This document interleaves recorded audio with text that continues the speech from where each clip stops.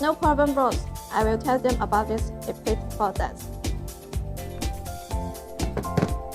Hello everyone, this is Shina from Qihui Lighting.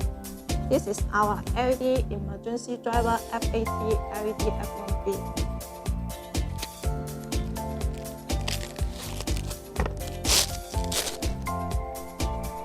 It can be used as the power supply for 5 to 20 volts LED lights with external driver or built-in driver.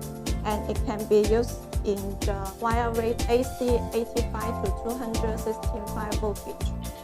Equipped with the iron batteries so that its service is longer. The hardness of the metal case is high, which can more effectively to protect the circuit board and the battery of the LED emergency kit. At the time of breakout, it allowing to turn on the allowing to use 100% brightness and is 19 minutes. Now let me test it.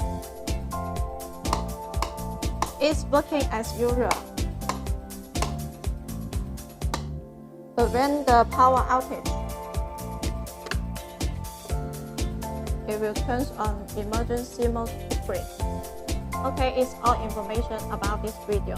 If you'd like to know more detail about this product, please feel free to contact us and follow our link.